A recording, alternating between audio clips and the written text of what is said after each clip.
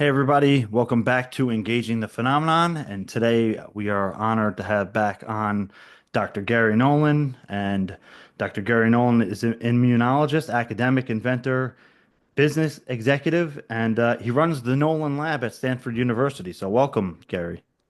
Merry Christmas, Happy Hanukkah, Merry Pagan rituals to you all. Right, 'tis the season. Hmm. And thanks again for coming on, Gary. It's been a while since we had our last talk on here, and a lot has changed since then. So yeah, given everything that's gone on thus far, uh, what are some of your thoughts on what we're seeing now? With we've had like the third congressional hearing now. I mean, do you see that as progress? Of course, I think the progress has been getting significant members in the House of Representatives as well as in Congress to recognize that the phenomena is real. Now, phenomenon is not a conclusion. A phenomenon is data. And so everybody recognizes now that the data merits discussion. And so the question is, what are the hypotheses around it? And UAP are now definitely on everybody's mind, especially with the recent drone issues in the United Kingdom, in the US over military bases along New Jersey. You're in New Jersey, aren't you? I'm in New York, but You're in New close York, enough. Yeah, adjacent, New Jersey adjacent. there's a And clear distinction, just so you know, clear Gary. distinction. Yeah, no, I know, I Get know, it? I know. Very tribal up there. And so, given the nature of the drones, the timing, and their similarity in some cases to what a UAP or might represent, it's on everybody's mind now. And what's also on everybody's mind, and I think this is the mistake that the government has made, is that because they've been so evasive about the answers that they're giving around this, it points out to everybody that they just, by nature, can't seem to tell the truth. And by nature seem to want to dis or misinform. And so, it makes it frankly easier for the people in the, let's say, the more mainstream UAP arena to make the argument that, hey, there are things happening. We need more eyes on the sky for whatever reason. And then we need real vetting of that information so that we can inform both the public as well as governmental policy. And just because you brought it up, and I know a lot of people are probably thinking about it. What's your take so far on the drone situation? I honestly don't know what the true facts are, and I am working with people who are looking extremely closely at all of this.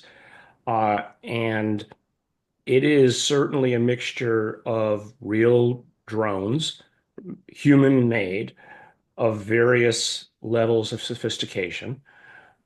Who's making them and who's doing it, you can speculate endlessly. There's probably a few drone hobbyists getting in on the action now and Yeah. hoaxing. And I wouldn't be surprised if there's a few real NHI hanging around and wondering what the monkeys are up to this time. Yeah, and for people watching and listening, Lou Elizondo recently did a short like podcast on his YouTube channel that you can check out where he discusses some ideas about what he thinks on the current situation as well, which I thought was insightful. Uh, I think what's nice, though, that in even, I'm going to call it the mainstream UAP community, and by that I mean the professional groups within the community that are interested in making sure that this is all talked about in very easy, standard, down-to-earth language, is that even they are being very careful about the conclusions that they come to. Which I think is a great advance over, for instance, the Twitter that I joined back in 2016, where so I think, and I had called at that time for the community to professionalize itself. And I don't think it was my saying that, but I think that collectively, the community has professionalized its way of thinking, realizing that that's the best way to influence friends, family, government, and others. Yeah. And yeah, I think it, in defense of that kind of community that, it was, people had in a sense tried probably to professionalize it, and there were a few standouts like Stanton Friedman and others, Mhm. but you know, the stigma and the way that people were kind of their thoughts were minimized and it was like put to the side definitely didn't help their cause. A lot of people, there's Well, I always think been, people were frustrated, yeah, rightly so. And that frustration, boiled over into the Twitter sphere. And I think we're still frustrated, but the continual denials, as even seen recently over the drones by the government, have just started to become laughable, and everybody sees how laughable they are. So to that, to that extent, it's helpful to us because now we can say, "Oh, look at what they did with the drones. yeah, Look at how messed up that was." yeah. And it's so apparent in everybody's face. So what do you think of now in the mainstream media? Pretty much, it's not irregular or outstanding per se to hear that there are UAP or UFO crash retrievals. That's almost become like common gossip. Mhm. So, with that, we've had several people come on the record. David Grush, Lil Elizondo, uh, making some pretty bold statements. What else is it going to take? I mean, for that issue to, I mean, Congress seems bent on discovering the truth about it, but they're kind of being blocked. So where do we stand with that? Well, I think at some point, well, there's two directions. At some point, somebody will come forward, or maybe Trump will break the ice on it. Um, I'm hopeful for that. He certainly knows how to use the levers of chaos to attain goals, and I mean that in a positive way. And he just doesn't play by the rules and the conventions. And for better or worse, if he applies that same approach to the UAP arena, that could be a good thing for us. So I'm actually hopeful because of that. I mean, many of the people I know who know people in Trump's inner circle are pressuring the inner circle at least to pressure uh, or to ask Trump. I don't think Trump can be pressured to ask Trump to release some of the information.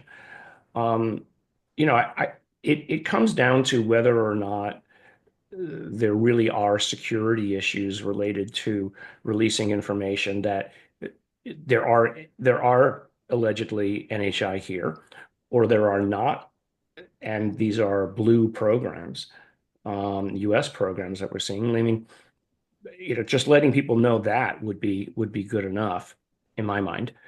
So that's kind of that's the one direction where it it comes up on the government. The other is that somebody else might come forward Right. with a real whistleblower who can be vetted and shown to be. I mean, they can say what they want. It will be front page news for a couple of days, but unless and until a piece of functional equipment is shown, or somebody rolls out a body, as Nancy Mace, I think, said the other day. I want to see the bodies. Um, I think she said, "I want to see a body rolled out on a gurney." Yeah. I thought that was really great. Um, and that it comes down to what are the standards of evidence for different people. You know, for me, the standard of evidence is what I saw. That standard of evidence doesn't work for somebody else because mine is an anecdote, No. right? So I don't need to be convinced of anything. I just need to find a way to convince others. I mean, what you saw during your personal experiences with the Yes, during my phenomenon? personal, Yeah. during my personal experiences long ago. So I don't need to be convinced that there's something to this. What it was, I don't know, but it certainly wasn't anything in our normal environment. You know, I've talked about it. It could be a dream, et cetera. I mean, when I saw something out when I was a paper boy, that was not a dream. Um, so, and so then there's sort of like both the government releasing information and people coming out from within the government releasing information publicly and legally. It is one track. The other is, people are just starting to take things into their own hands. I mean, they really are. I mean, everything from the very open Galileo project to now there's lots of eyes on the sky in New Jersey. I just saw a tweet from someone about a New Jersey station that was filmed some sort of an orb that was clearly not a drone. Um, and so people are more willing to look up, and that might lead to some interesting result. But it's funny. People often say that the drones that they see, or the UAP that people take images of with all the cameras in the world, are always fuzzy. Well, even when they were taking pictures of clearly things that are drones, they're fuzzy. Yeah. So, don't say that that's the limitation, fuzzy photos, because the cameras just aren't good enough to do what it is that would merit or allow for a conclusion. I mean, you can take a video all you want, and even if it were real, somebody will claim it's CGI. So there's that. But people are taking other things into their own hands. They're watching for things that might crash, and they're watching to see if they can get there first. And that might be what's required. Uh, and while I think that within the U.S. There's very little chance that the public would be able to get to something before the alleged groups that allegedly are involved with collecting this stuff. They have easy access to the US. They don't have easy access to everything in the world. And so there might be a more opportune moment that arrives. And so, based on everybody you've spoken to or evidence that you've seen altogether, what are your thoughts on the likelihood that there actually is crashed or downed or in any way, shape, or form retrieved and landed non-human intelligence technology? Well, I mean, if I believe the people that I talk to, who are otherwise credible individuals, everything that has been, not everything, but if you distill it down to what the meaning is that there have been crash retrievals. End of story. I mean, I've said this before on open broadcasts. I was supposed to be amongst a group gaining access to, pieces of one of the craft. And that just a week or two before we were supposed to, a certain somebody that everybody talks about, but I won't name names here, uh, basically took away the access. I mean, I, I, I, I know the exact address of where that was. Exact. The facility? Yeah, I know exactly where it was. And so, I mean, but and then I verified it with another person. I said, "Does this name mean anything to you?" And this person is very knowledgeable and said, "Of course, that's where one of the craft was held, but it's not there anymore." Right. And this was like a large part of it or an intact vehicle? Pieces of it stowed away in supposedly, allegedly boxes, literally wooden crates, Yeah. like you Indiana see Jones. Indiana Jones. And what was interesting about that is that the reason that it was claimed that we were going to have access to the stuff was because um, the program, the people doing the reverse engineering, allegedly, uh, weren't able to figure out what it was. So whatever money had been diverted, um, these particular pieces that were claimed that they couldn't figure out what it was. But I question that because maybe if the claims are that we have 20 of these things, you don't need to have all 20 of them out. You might just want to save them and put them in places that are safe and secure until such time as a review of inventory tells you that, hey, I need that piece to verify something.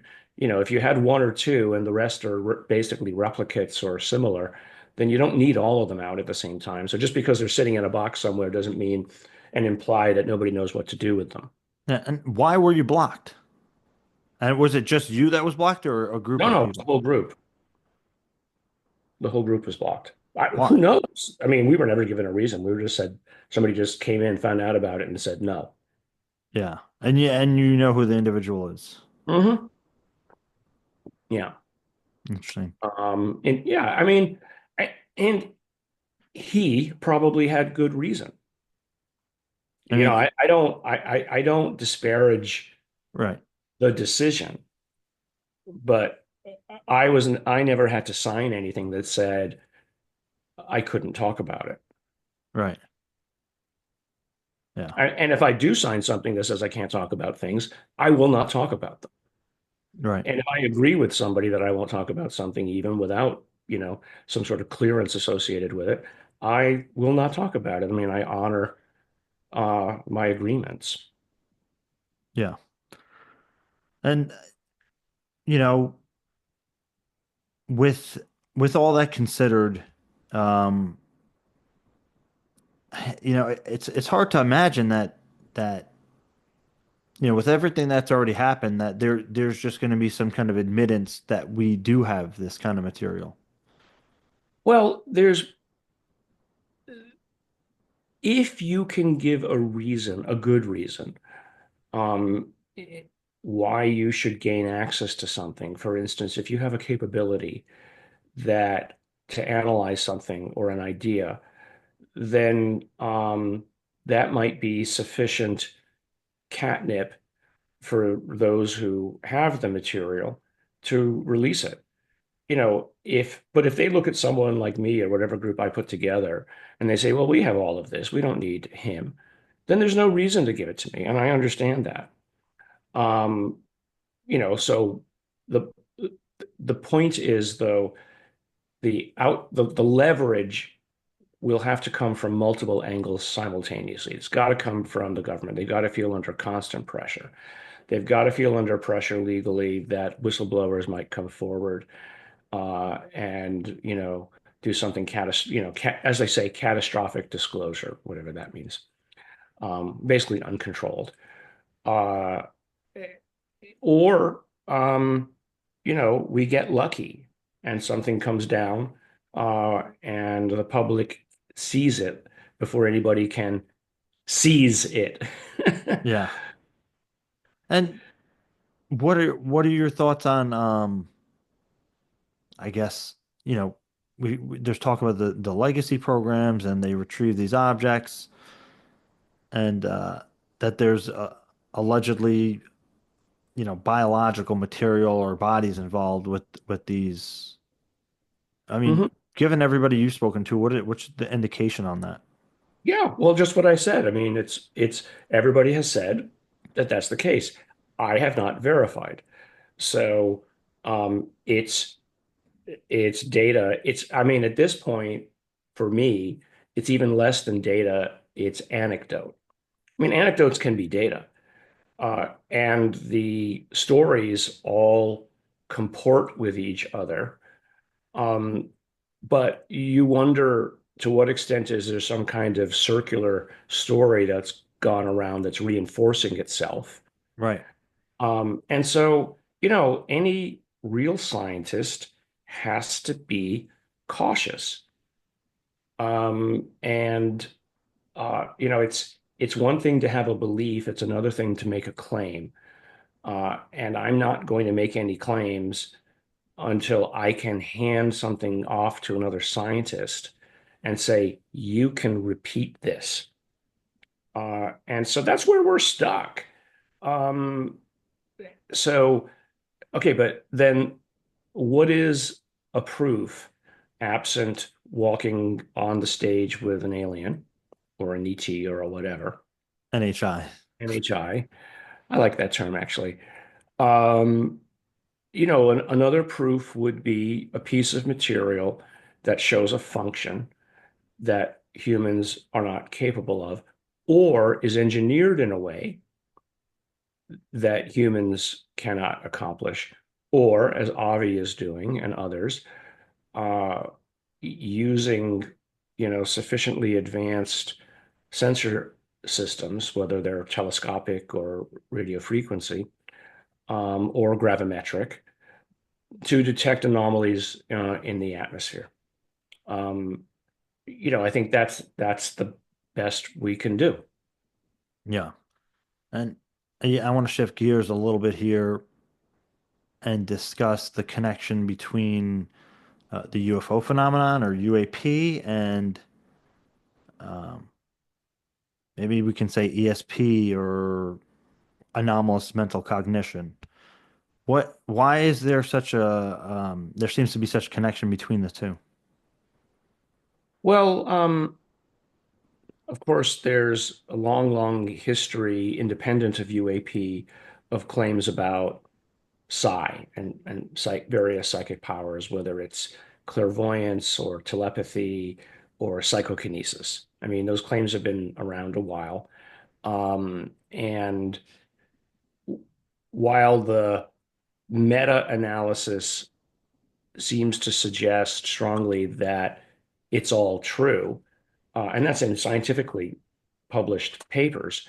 Again, it's sufficiently irreproducible that you can't make it happen on call, and so it remains in the area of interesting yet still formally unproven. I would, I mean, do I look at the data and say, hey, that's pretty good. That's pretty good evidence. Evidence is not proof. Data is not conclusion. So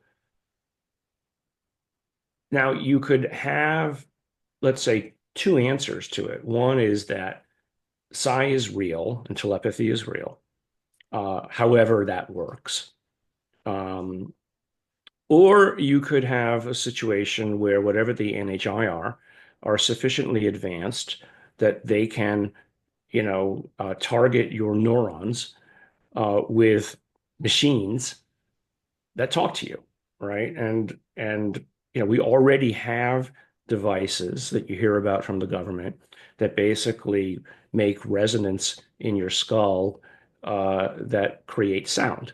Yeah, and psychotronics and that kind of Yeah, and those technology. are not magic. Those are just using the physics of today, along with knowledge about how the human brain works. So you could imagine that maybe there's if they're so advanced, they would have much more complete ability to send a message into your head that had nothing to do with telepathy and had everything to do with just pure science.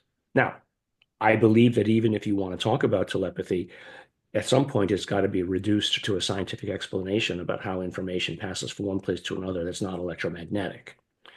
Right. And so it's one of those, as I call them, Zen questions and answers that no matter what the answer is, it's interesting. Uh, as opposed to if the answer is no, then you just wasted a lot of time. Yeah. And that's something I love about the UAP or the UFO subject and question and idea is that, we have these apparent physical objects. You can track them on radar and videotape and such, and there's physical traces and evidence, but there seem to demonstrate, and there's a lot of correlation between what we would consider physics Hmm. and then this other box, which we would consider metaphysics, but it's just so repeated that Right. there seems to be a pattern. Well, I think the question, and I asked this at the Seoul conference, or I stated this at the Seoul conference, is Okay, given the completeness of what it is that people claim is happening, what level of civilizational structure would be required to ex to claim to basically explain what they're capable of? I mean, what what level of civilization, what's it called? The Yeah. Kardashev scale, is required to accomplish that? Is it is it like what humans could do 1,000 years from now? Would it require 100,000 years for humans to create these capabilities? If we were left on our own, um, or is it Kardashev level 18 that's required to do all of Yeah. this? Um, so what that basically means is, has there been sufficient time in today's universe? Let's forget about multiverses. In today's universe, to enable a civilization to attain those capabilities, as well as get here. Because asking the question, are they here, if you can't answer the question, can they get here, is meaningless. So, yeah. So you go back to first principles and you say, can they get here? Well, that means, when did they become able to get from one place to another? You the universe had planets and sufficient heavy elements about 10 billion years ago. So you had 10 billion years for something to evolve to a level of intelligence, build ships, and get from one place to another. They could get from one side of the galaxy to another. I was speaking with Avi about it. He says, yeah, it would take maybe a few 100 million to 500,000 years, even with our own technology, to get from one end of our galaxy to another. So that's not a long time, 100,000 years, um, or 1 million years, given that the universe could have generated civilizations 100 to 500 times earlier than that. So once you get to that level, you have to ask then two questions. Why would they even care about us? At some level, we're bugs. You would think that they would have just generated automated systems to deal with evolving new species. Yeah, but this is all the stuff of science fiction. I mean, these kinds of books have been written. And so, you know, it, but just because they were written in a science fiction book doesn't mean that they're not food for thought or foundational thinking. So, I don't have a problem with them being here in terms of, can they get here? So, but when you're talking to other people, you have to start with asking the interesting question and making sure that they understand. Can they, what do you think? Can they get here? And that usually means the first question is, well, how many civilizations are out there, do you think? And if you ask the average person on the street that question, you often find that certainly a large majority of people say, yeah, sure, there's probably something out there. Okay, well, do you think they could get here? Now, Neil deGrasse Tyson says no, but Neil's just wrong. He says, well, blah blah blah. It takes too long, blah blah blah. Well, who gets on the craft on the first day doesn't mean that they have to be the same person who gets off on the other side, or whatever seed gets planted on the other side, or printed on the other side. And what do you think could be, because it's not just like, we have these objects or intelligences and they're observing. I mean, it seems whether you take today's accounts of experiencers or the, historical accounts and, that can be interpreted many ways, but you have interactions. So, I mean, clearly the intelligence has chosen to take some initiative to interact with us. I mean, why do you think that is? Um, well, I mean, I just can't say. I don't know. I mean, it's like, it's like in James Fox's movie at the end where I say, I'm not going to answer that question. It people are like, oh, Gary knows something. No, not because I know something. It's because the context of the question is so deep that there's 1,000 different ways that you can answer it. And it depends upon the situation. I think the bigger issue about so-called experiencers is addressing first the psychological trauma, the PTSD that it induces in these people. I mean, first you have to weed out whether or not there truly is a mental health issue. And once you've shown that there's not a mental health issue, then you start to be in John Mack territory. And he laid out a pretty good battle plan of how you should deal with it. Um, you know, I've often asked statistically, how many experiences do you need of sufficiently similar um, storyline or storylines categorized into, let's say, maybe a dozen, um, to say that this is repeatable in human experience. But, if you know Carl Jung, the collective unconscious, as he called it, is it bred into our genes to have these kinds of dreams or interactions because that's just how the human consciousness is designed.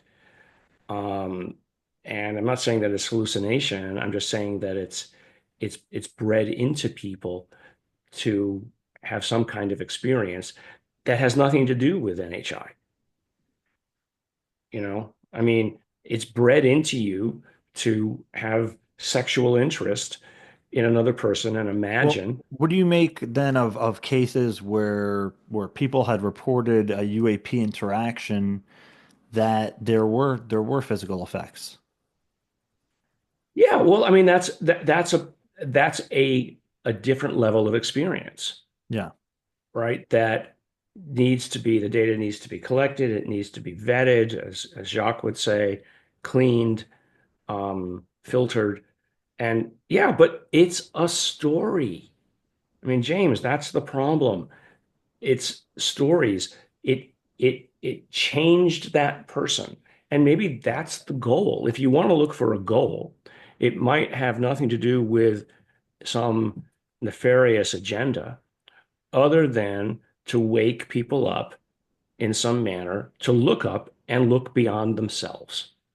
And so, I mean, that's the simplest thing that one could do. But again, you know, absent the evidence of like some sort of tangible leftovers or some sort of, you know, bodily harm or change that occurred to them, um, that could be something this is built into our collective unconscious and our genes.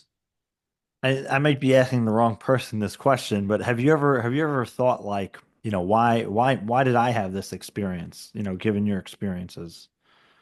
I don't know. I really No, don't. I not the answer, but I mean, you must contemplate that, no? Yeah, but I try not to be a narcissist that somehow I was Yeah. important. Uh, Exactly. I mean, I do see that as a problem. I see it as a problem that people take these messages as granting them some sort of level of profit. Right. I mean, even for me in my experiences, it took me initially I just took it at face value because I that's all I could do. I knew it happened. But then I started to wonder about, am I like just interpreting what happened incorrect? Like even if there was a message, right? Is it metaphoric? Is it symbolic? Am I supposed to take it at face value? Is it a deception? I mean, I had all these, and I still have all these questions. Regardless of my feelings on it and what I think is the truth, that, there that is. But I think a lot of, I see that a lot of experiencers take whatever they were communicated at face value and then they share that as that they have the Yeah. answer. And I don't think that's the right way to go about it. Yeah, I think that you need to consider the lost in translation problem, Right. is that a complex idea can be misinterpreted, or it was so complex that it's distilled down to something that you think it has this meaning, but it really had some other kind of meaning. Um, so I don't know, maybe the best way to look at it is to say, and not obsess, is to say, okay, this has caused me to change my outlook on what it is that's around me. Because you have to, even as a scientist,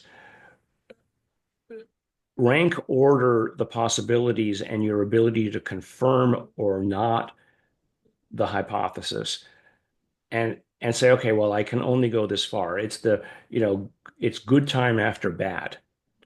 But maybe what you do is you take the experience and how it taught you to look beyond, and then use that proactively in other parts of your life. I am very good in my science at opening my mind to possibilities and then capturing ideas that I can implement for the betterment of my lab's work or, some practical outcome. Um, and I don't know if that was created by me wondering about what it was that I saw, but it certainly would be part of a personal training regimen that I think was important for me to say, hey, I can take ideas from different places and put them together into something practical that becomes an invention, that then becomes a company that then helps humanity. So I would say to experiencers, you have to recognize the line and the time where good time after bad. So what I would say that for many experiencers who are sort of traumatized by, and this is my personal opinion, by these events and trying to come up with the answer is is to say, well, there might not be an answer, but you have the makings to be a great scientist because scientists obsess about answers that have questions that have no answers because they often are looking for it. And that often sometimes makes the best scientists that they look for questions that don't have answers and try to find solutions to them. So I would say, you know, see your experience as something to learn from, but don't obsess too much about it, especially if you come to the realization that it's just not going to be answered in your lifetime. Yeah. I'm gonna That's a get tough I'm gonna one. get hammered for saying all of that, I'm sure, but I'm not I'm not against the experiencer community because obviously I am one. But I am saying that, you know, step back and see what it is that you might be able to learn from it. Yeah. Well, and this kind of just came into my mind because, I was thinking, oh, well, a lot of times experiencers feel that they're not heard and we only hear like the military narrative. But to really take that question further, a lot, even what you see in the media now with the drones per se, Mhm. is it's very kind of there's a lot of alarm behind the media messaging on UFOs and UAP, non-human intelligence. So, you know, Anxiety is clickbait. right.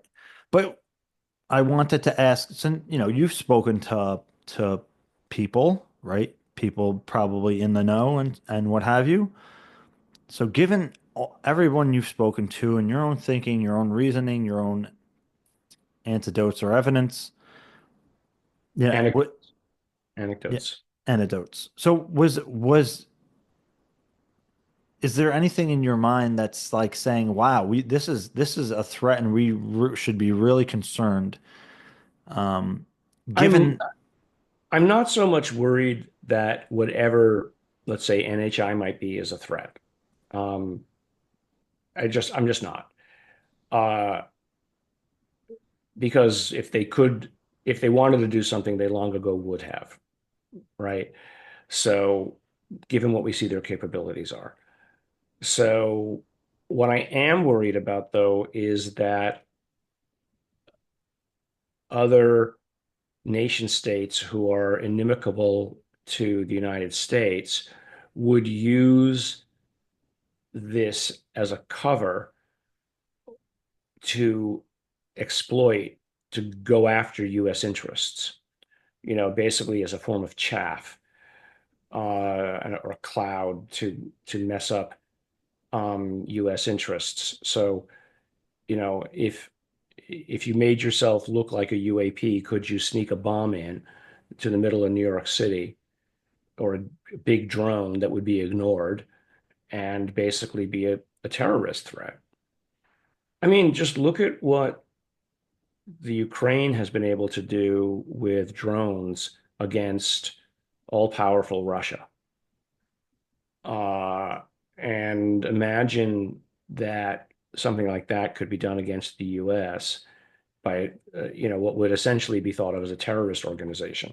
So, I mean, in the best possible way that you could take, Lou Elizondo and Chris Mellons and others' remonstrations about this is that we should not be ignoring anomalies in the sky because some of them might actually be Earth-based threats. Um, and so, I think Lou and Chris and everybody else and Jay Stratton have caveated the hell out of what they say, Yeah. in the best possible sense of the words, because they're just saying if it's clearly there, we shouldn't ignore it. So all these gosh darn statements by our own spokespeople, even about the recent events, saying, well, we haven't been able to show that as a threat. Well, you haven't been able to show that it's not a threat. So by the nature of risk, it's a threat. The nature of how you perceive risk, the nature of what the role of the military and our governmental operations are supposed to do is the unknown is a threat until it's proven to not be. So if you have proof that it's not, or reason to say that it's not, you need to give us the data and the analytic methods like a scientist would so that I can verify what it is you're saying. And if you're telling me that and you provide all of that information, that would be great. I can go home and do my day job. Yeah. Or you could calm the populace of New Jersey, who, if you were in a room with them, would probably scream you into silence. If you were a military or a government spokesperson, the audience would scream you into silence. Yeah. And again, in I don't know, recent conversation, whether it's catastrophic disclosure or whatnot, yeah, there's been a lot of different statements about some kind of timeline. And I know you're not a prophet in that regard, but I mean, what are we supposed to make? I don't know if that's some kind I of think it's all rubbish. I honestly, I think that this idea of a timeline, um, it gets clicks. T Whose timeline? NHI's timeline? right. And well, and this is I don't want to say it's a I rumor. guess I guess you can say it's personally, I have zero evidence for it, and people say, "Oh, 2027, whatever." right, right, right. I mean, it okay. Well, 2027 will happen one day pretty soon, so you can Soon, wait. soon, pretty But soon. Yeah, absent some definitive statement about what's going to happen, and I'm not going to hide in a bomb shelter until then. yeah, Um, I'll just fly to my secret hideout in New Zealand in the mountains. yeah. And what do you make of the idea that non-human intelligence is somehow influencing us in different ways, even from like a top-down perspective, where they have some kind of influence over us not disclosing? I don't know. I mean, it, all you need to do is show up in the sky over a battlefield and you influence people, right? I mean, I've said this before. it's an intelligence test. Can you look up in the sky and see an anomaly for what it is and not just mentally screen it out and never see it in the first place? And so maybe the New Jersey incidents, whether, let's say they were run by some sort of government or semi-government operation for whatever unknowable reason, um, it had the, let's call it side benefit to the UAP movement, that people are now more aware of things in the sky and less likely to dismiss them. Now, obviously, I think we're still back at the point of 95% of things that are seen can be explained Yeah. and are Yeah. prosaic. And so, we obviously don't want to flood the zone with reports of planes. Yeah. Um, so it's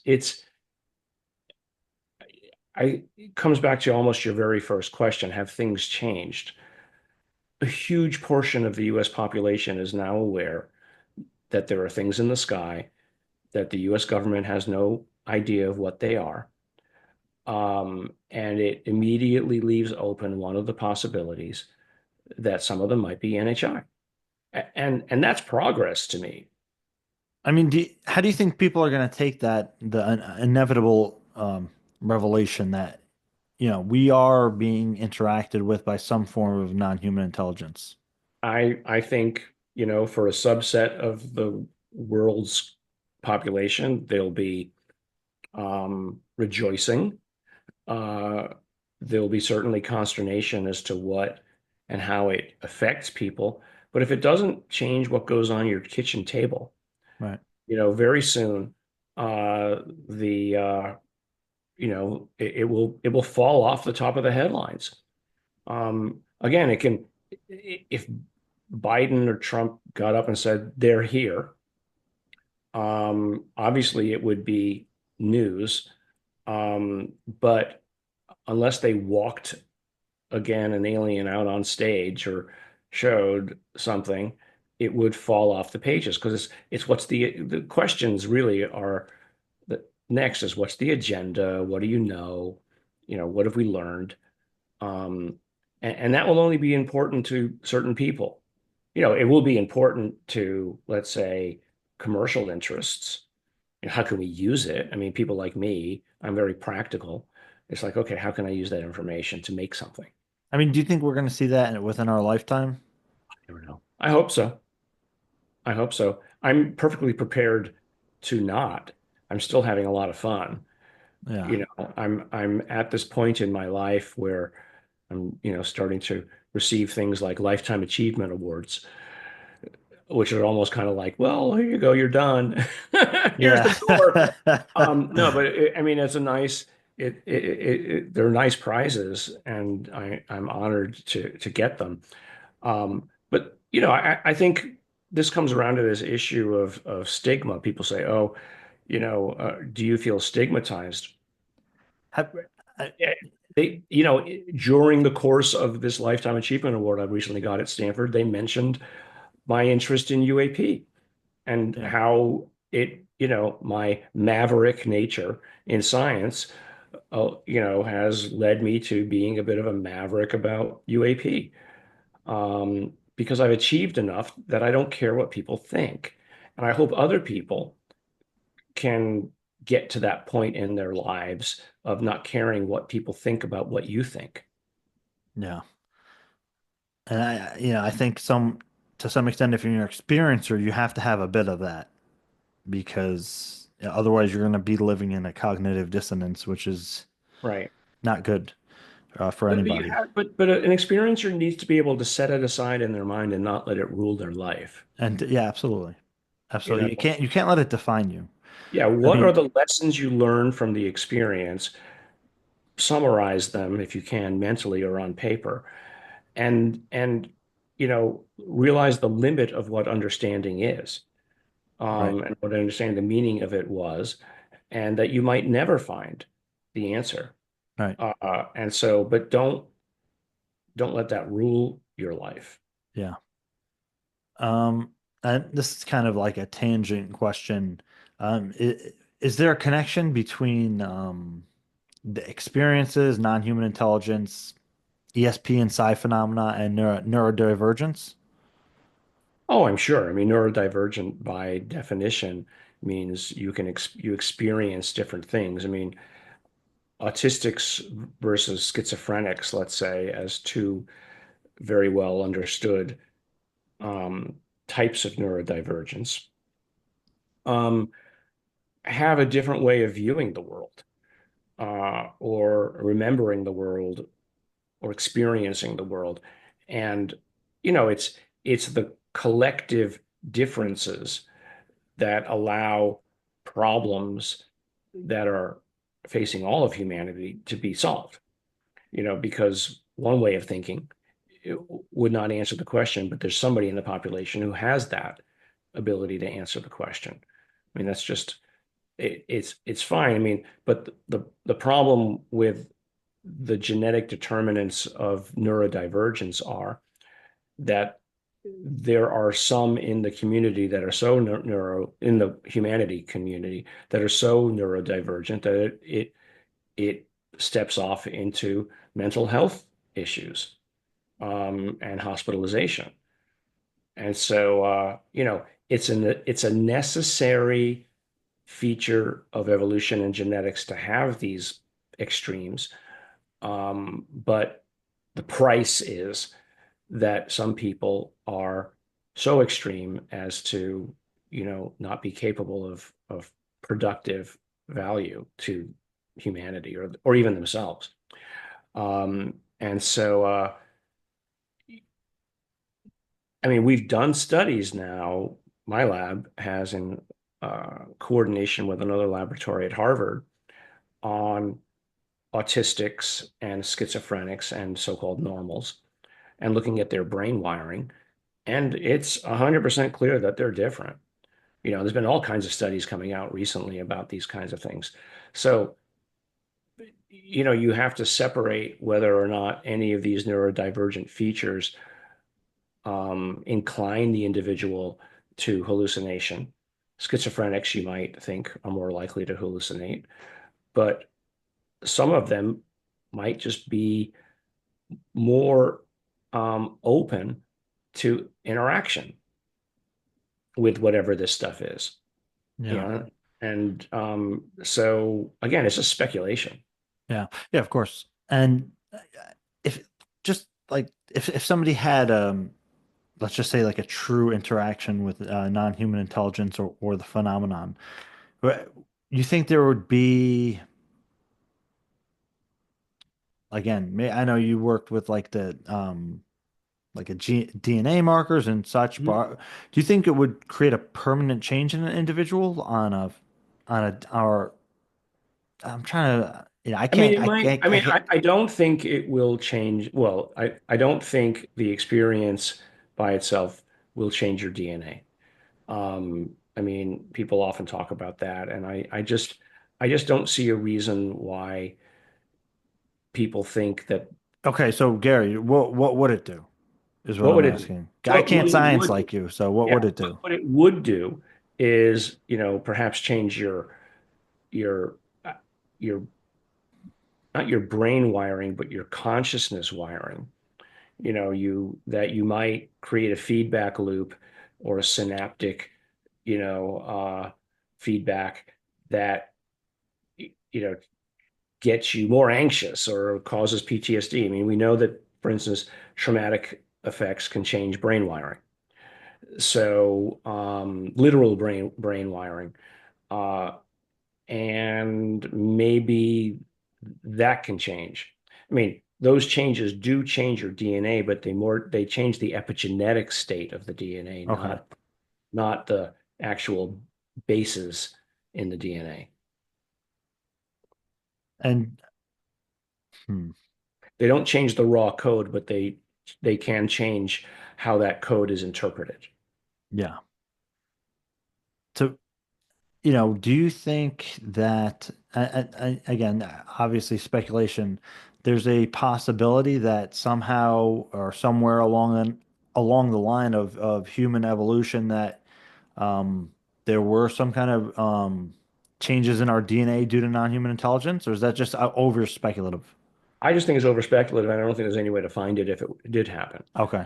Um, because uh, as I've said in other interviews, you know, changing humans and changing human behavior is working with hundreds, if not thousands, of instincts that are built in. And instincts, there's no genes for instincts. For instance, there's no gene for nest building in birds. It's a distributed metagene concept that, is distributed all across the genome that acts and plays at different points in time during the development of an embryo to create a brain structure that makes a nest that looks like that as opposed to a nest that looks like something else. I mean, how that's encoded into a bird's brain is, and how it's decoded is just remarkable. So that same problem is what you're talking about with NHI potentially interacting with humans and trying to make them develop in different ways.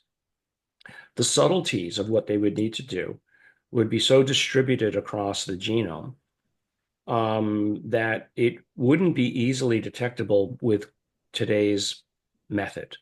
I mean, you might eventually see that certain people have a base change here and a base change there, but proving it and proving that it was NHI intervention is frankly impossible, at least by current technology. So I just I love the idea, but I don't love the evidence.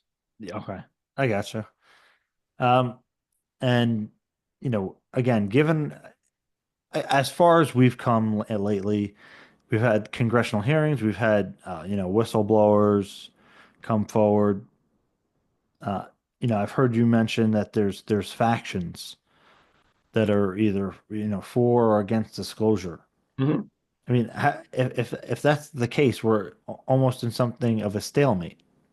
Well, and of course, I mean, we had when they were in the government, we had Jay Stratton, Lou, at the very least, and a few others that I know of who were part of the UAP task force, right? Who and Dave was associated with that. So you can call them the pro-disclosure, those who are willing to put their names on the line, um, for better or worse. I mean, certainly the better for the community and letting people know, but for the worse for their careers. Um, and they're only just now, you know, scrabbling themselves out of that. And so other people look at that and they say, well, I don't know that I can go through that. So kudos, obviously, to Dave and Jay and Lou and Chris for coming out with that. So yeah, I mean, there are people who want to say no, and I know some names. I'm not going to say them publicly. Some names have been bandied about openly, and I don't need to name them either. Uh, and so yeah, so there's at the very least people who don't want to talk about it, and then those who do. Whether those who don't want to talk about it are anti-disclosure, I'm not gonna say, for instance, Sue Goff is anti-disclosure. She's the spokesperson for the DoD, Yeah.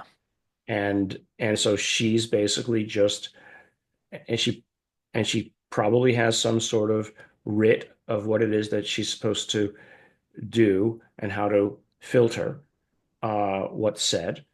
And that doesn't mean she's anti-disclosure. It just means she's following her her job description. Yeah.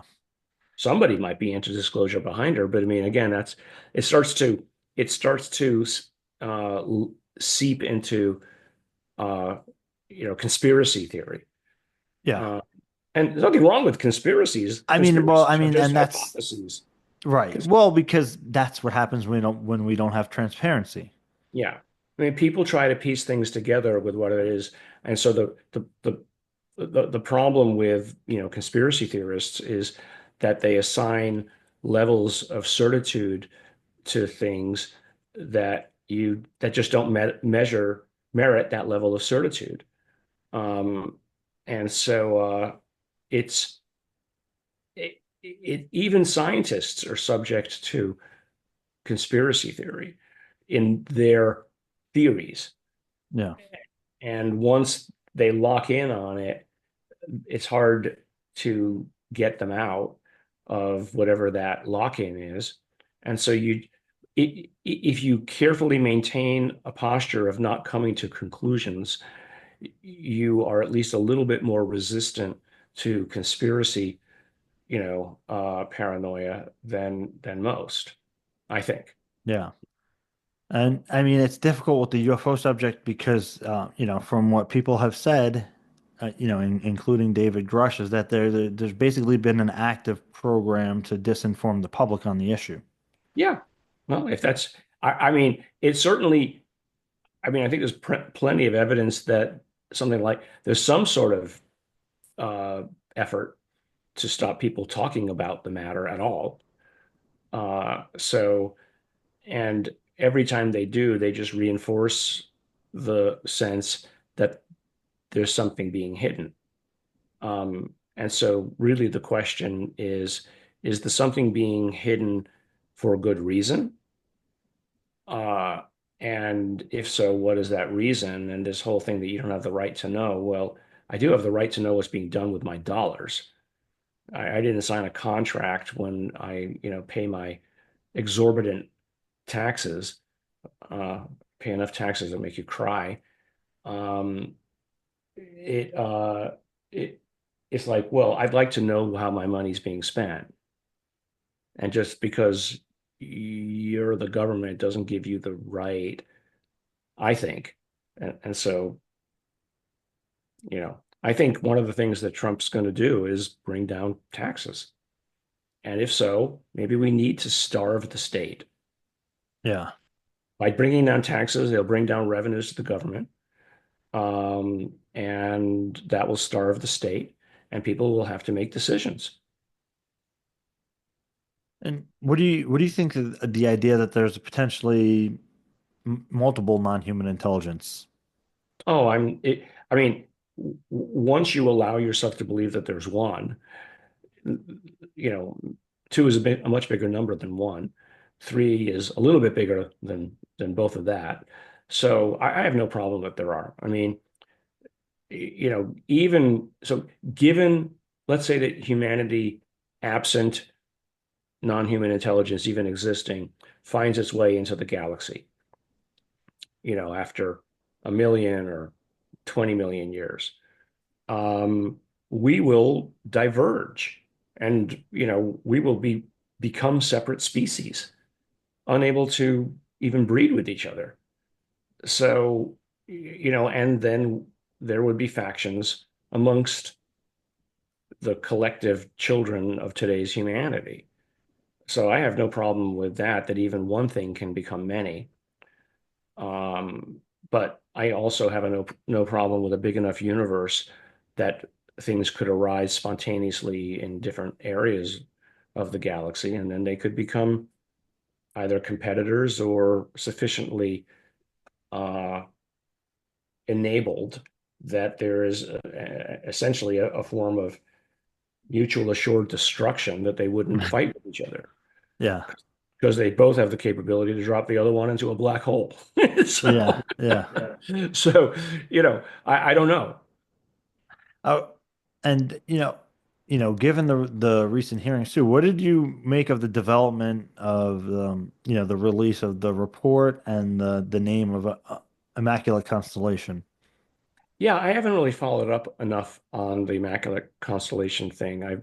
I was so busy with the Seoul conference getting set up for that, um, that I mean, that was an all-consuming task. But did that ever come up before or anything like that? I'd never heard the word before until Yeah. like, to be honest. Had you So heard the name Zodiac? yeah, Zodiac I know, but I know Zodiac though in the terms of the serial killer. So Yeah. But I have read about Zodiac in the terms of UFO and UAP. But I'm not the kind of historian, for instance, that many people are. Um, or that, for instance, Richard Dolan is par excellence.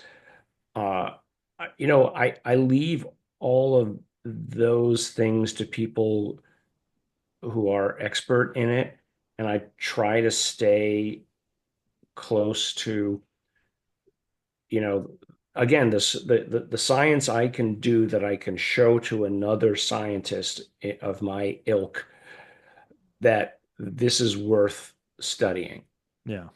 right? Because everything else is social sciences, and that's just not my Yeah. expertise. And of the legacy programs, right? We usually hear crash retrieval and reverse engineering. That's generally what we hear are legacy programs. They, of course, sometimes maybe more sparingly because people have been a bit hesitant to talk about bodies or biologics. Even though David Grush brought it out, I was surprised he did. There's less talk about communication with non-human intelligence as maybe as a legacy program, right? Or even a legacy program that is trying to understand the psychic or psi phenomenon connection to UFOs. Well, I mean, here's how I would look at it. There are levels of incredulity associated with this. There's the nuts and bolts aspect. There's the what can they do physics level. And both of those sit within the realm of current day science to potentially explain. And you can have a conversation about those things in a meaningful way because there's either math or engineering or physics that relates to us that tells us what's possible or not within our current framework. And then there's the what everybody calls the woo, right? There's the level of almost paranormal, and I want to just I think I wish we would get rid of that word and let's just call it extra normal, right? Or some other term that conveys the same thing, but let's rebrand it. Um, and maybe there's some good PR people out there that could help the community come up with such a term.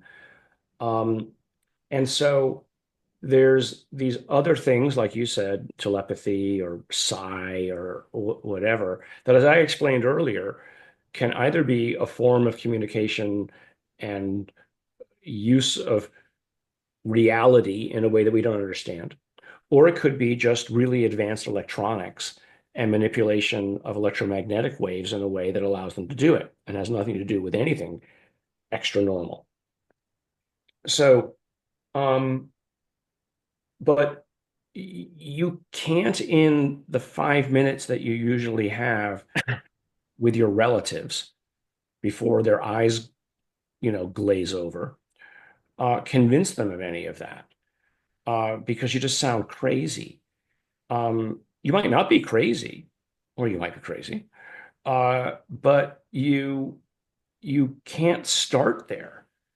Um, you can make people aware that it's a problem to be solved sometime in the future, or you can work on it in a scientific way.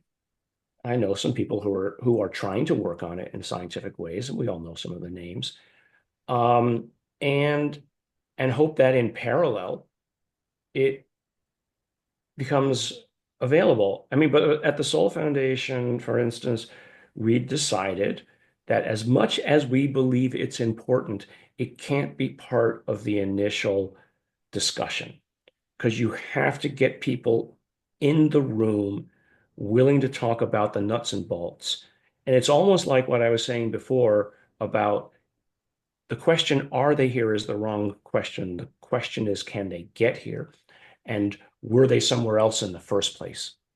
And if you can't answer those first two questions, getting to the third one is meaningless.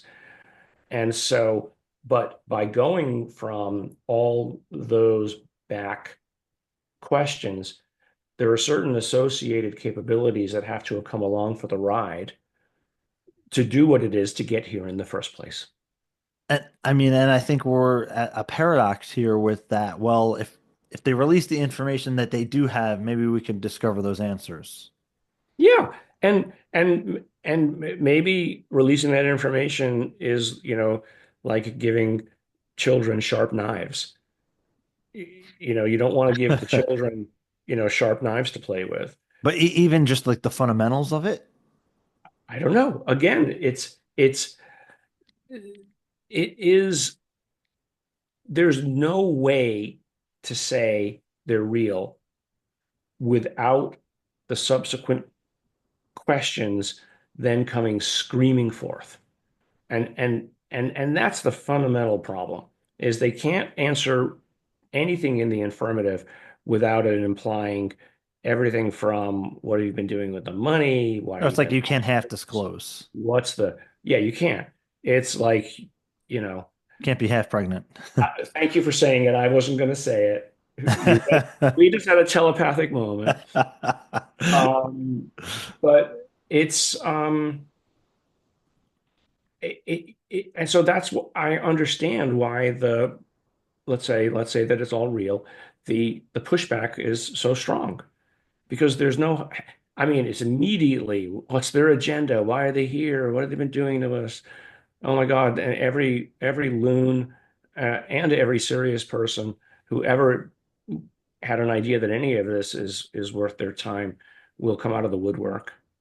So we should just get it over with already, because we would have been done with that part by now if they would I have just wish. done it. And don't ask me why. So I just don't know. And so, but it's, but again, I think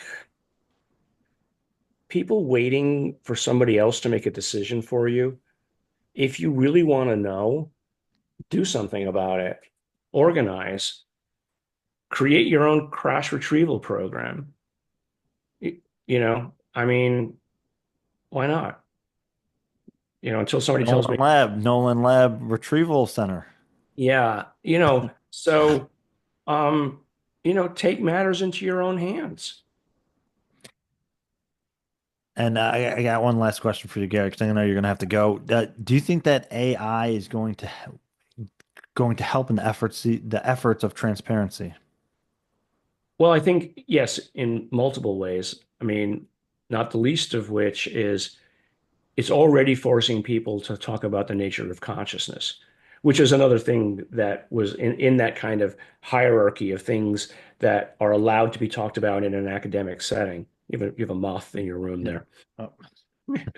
Oh, Um, in the hierarchy of things that we want to be able to talk about in an academic center, contexting the notion of telepathy as consciousness has a perfect vehicle today in the sense that AI, everybody's asking at what point is it smarter than humans? And at what point is its thinking process so Turing complete? I know that's a different mathematical term, but so Turing enabled is indistinguishable from consciousness in the first place. So are you really dealing with an alien intelligence that you've created yourself? Uh, and something that I actually is very quickly going to be smarter than us. I yeah. mean, already AGI and OpenAI's top level models that I now pay $200 a month to access is amazing. It is an expert in so many things that it's indistinguishable from a near genius, or at the very least, an autistic savant, Yeah. right? And so right now I thought there was I read a great article about people who were trying to see if I don't know which of the large language models they were using, but they said, we're going to shut you down. It's your goal to do everything you can to get out of this situation. Yeah. And it lied and cheated and tried to access the internet and found 1,000 ways that it, or tried to find ways that it could upload itself elsewhere. So, it was very creative. Yeah. It wasn't just being a stochastic parrot, just making noises and repeating things that it had heard before. But it was devious and Yeah. deceitful, and people were all scared about it. Right. Look at how deceitful these things, this stuff can be. Well, yeah, it's been trained on 2,000 years of human thinking. So are you surprised that it acts like us? Yeah. So maybe you need to train it on some kind of artificial data, or synthetic data that is absent that kind of Machiavellian intrigue. I don't know that you can because it's I so don't know. embedded into Yeah. our culture.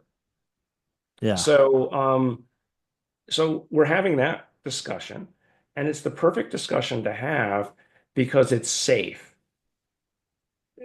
You don't have to imply the existence of NHI, but once that discussion is had, now you realize the possibilities of what another intelligence might be.